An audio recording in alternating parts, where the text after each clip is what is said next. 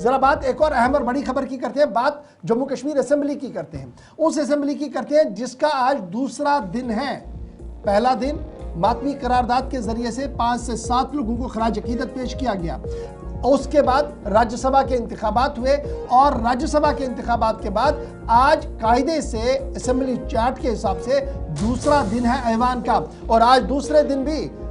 ज़ाब्ते के तहत कार्रवाई होगी, जहां हुकूमती इदारे इस बात की उम्मीद लगाए हुए हैं कि राज्यसभा इंतखाबात के बाद आज का दिन इंतहाई अहम है, क्योंकि सरकार 2 चीज़ें अहम टेबल करने जा रही हैं। एक, वज़ीर आला Omar Abdullah Jammu Kashmir rent authority bill सन 2025 को मुतारुफ कराना चाहती है, इंट्रोड्यूस कराना चाहती है,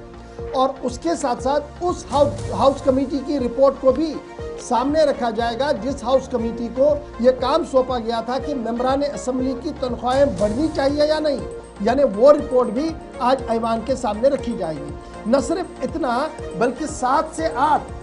तवज्जो दिलाओ तहरीक कॉलिंग अटेंशन मोशंस भी मेंबरान की तरफ से दी गई है। और ये जो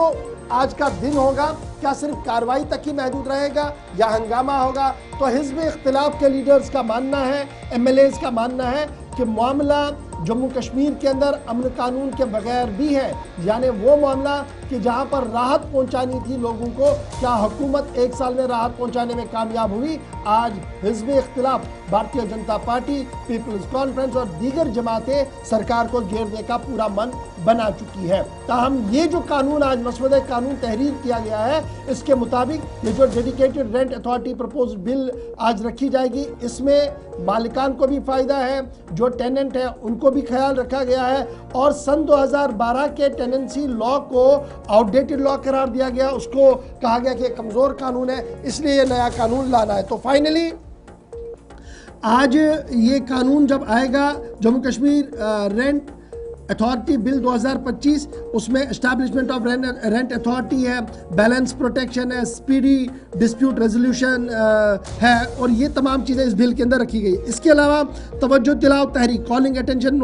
नोटिस जो है, उनमें मेंबर असेंबली कुपवारा मीर सैफुल्लाह साहब ने तवज्जो दिलाई है हुकूमत की कि उनके इलाके के अंदर ग़िज़ाई अजनास की किल्लत है। केरन, जमगुंड और दीगर इलाकों के अंदर जो स्नो बाउंड एरियाज रहते हैं वहाँ पर ग़िज़ाई अजनास की किल्लत है। तवज्जो दिलाओ तहरीक के ज़रिए से आज जवाब तलब करेंगे हुकूमत से। उसके अलावा कांग्रेस के मेंबर असेंबली बांडीपोरा निज़ामुद्दीन भट्ट साहब ने भी मामला उठाया है, और उनके इलाके के अंदर हेपेटाइटिस ए जो वाटर बॉर्न डिजीज़ है अरना ब्लॉक के अंदर वो फैली है, इस पर वज़ीर सेहत की तवज्जो दिलाने की कोशिश की जाएगी। Member assembly Sonawari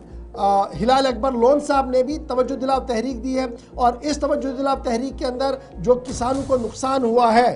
national highway block होने की वजह से, उनको कंपनसेट किया जाए, उस ज़मन में कॉलिंग अटेंशन नोटिस है। MLA लोलाब कैसर जमशीद लोन साहब ने पीने के पानी को लेकर जल शक्ति महकमे की तवज्जो तलब की है, और भारतीय जनता पार्टी के MLA उधमपुर ईस्ट रणबीर सिंह पठानिया साहब ने वज़ीर आला उमर अब्दुल्ला जो हाउसिंग एंड अर्बन डेवलपमेंट का पोर्टफोलियो ले रहे हैं, उन्हें डंपिंग जो गार्बेज साइट्स हैं उनको लेकर म्यूनसिपल कमेटियां जो है वहां पर तवज्जो दिलाने की कोशिश की है। और इसी तरीके से हाउस कमेटी जिसकी सरबराही सुरजीत सिंह सलातिया साहब कर रहे थे, वो आज अपनी रिपोर्ट देंगे कि क्या MLAs की तनख्वाह बढ़ानी है या नहीं। सीधे हम असम्बली चलेंगे जहां से हमारे साथ हमारे नुमाइंदे इमरान नाइक को ज्वाइन कर चुके हैं। इमरान, मोटा मोटा खाका तो हमने खींच लिया, लेकिन आज का दिन बड़ा इंपॉर्टेंट है। हिज़्ब इख्तिलाफ की शुरुआत करते हैं। इतलात खबर यह है कि कमर कस ली गई है, हुकूमत को आज मुख्तलिफ महाजों पर घेरा जाएगा, और ये कॉलिंग अटेंशन नोशंस जब आएंगी, अगर एक ही सवाल बाद में रिप्लाई में पूछा जाता है तो क्या वन गो में सब चल सकता है या पहले ही हंगामा होगा, क्वेश्चनियर नहीं होगा? क्योंकि आज भी तकरीबन 20 से 25 सवाल स्टार्टेड है और 10-12 अनस्टार्ट सवाल है। तो क्या कुछ अभी माहौल है, क्या कुछ आपके पास खबर है?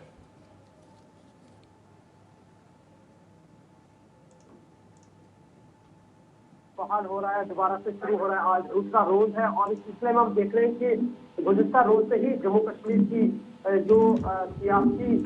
गलियारों का जो माहौल है वो बिल्कुल गर्म दिखाई दे रहा है। और बिल्कुल जहां तक लेजिस्लेटिव असेंबली का ताल्लुक है, क्योंकि आज पहले ही असेंबली सेक्रेटरी ने जो बिजनेस लिस्ट जारी किया था, जिसका आपने भी जिक्र किया है कि कुछ एमएलए की तरफ से सवाल अपने कॉन्स्टिट्यूंसी के रिलेटेड पूछे जाएंगे, और साथ साथ उमर अब्दुल्ला एक बिल भी ला रहे हैं जिसके जरिए से जो है या जो लैंड एक्ट उनके जो कानून है उनको तहफ़्फ़ुज़ दिया जाएगा। लेकिन मजबूरी तौर पर हम देख रहे हैं कि जहाँ बिजनेस अपनी जगह पर है, लेकिन जो हमें यहाँ अभी इस वक्त माहौल नजर आ रहा है, जिस तरीके से हम गुज़िश्ता रोज से ही मुख्तलिफ सियासी जमातों के नुमाइंदों से बात करें, लेजिस्लेटर से बात करें, तो बज़ाहिर ऐसा लग रहा है कि असेंबली सेशन के आगाज से ही यहाँ माहौल गर्म होगा और यहाँ जो है लेजिस्लेटर जो है आवाज बुलंद करेंगे। खासकर जो अपोजिशन के लोग हैं, चाहे वो पीडीपी हो, चाहे वो एआईपी हो, चाहे वो पीपल्स कॉन्फ्रेंस हो, बीजेपी हो, खासकर बीजेपी की तरफ से शोर शराबा यहाँ किया जाएगा, क्योंकि 1 साल हुकूमत का हुआ है और जिस तरीके से 1 साल की हुकूमत की परफॉर्मेंस पर लगातार सियासी सतह पर आवाज बुलंद की जा रही है कि डिलीवर नहीं कर पा रहे उमर अब्दुल्ला की सरकार। 1 साल के दौरान जिस तरीके से उन्होंने वादे किए थे लोगों से और मैनिफेस्टो में खासकर, और जिस तरीके से लगातार हम देखते हैं कि पीडीपी और बाकी सियासी जमातों का मानना है कि उमर अब्दुल्ला की सरकार को जो लोगों ने मैंडेट दिया था वो इसलिए नहीं कि पानी, बिजली और सड़क को लेकर, बल्कि ये मैंडेट उनको इसलिए मिला था कि जो जम्मू कश्मीर के लोगों के जो पॉलिटिकल इश्यूज है, जो इनके बुनियादी हुकूक है, उनको जो बकौल इनके तलब किया गया, उन हुकूक की लड़ाई जिस तरीके से नेशनल काउंसिल को लड़ने की, जिस पर उनको वोट लोगों ने डाला था, तो वो पॉलिटिकल जो यहाँ पे स्ट्रगल थी उस पर नेशनल कॉन्फ्रेंस नाकाम हुई है। और ये सारी चीजों को लेकर न सिर्फ स्टेट फूड बल्कि जितने भी 2019 के बाद यहाँ पे पॉलिटिकल और एडमिनिस्ट्रेटिव लॉ चेंज हुए हैं, जो भी तब्दीली रोनमा हुई है, इस सारी तब्दीली को लेके हम देख रहे हैं कि अपोजिशन की जानिब से नेशनल कॉन्फ्रेंस घेरा गया है। वहीं आज का दिन बड़ा इंपॉर्टेंट होगा और मैं समझता हूँ कि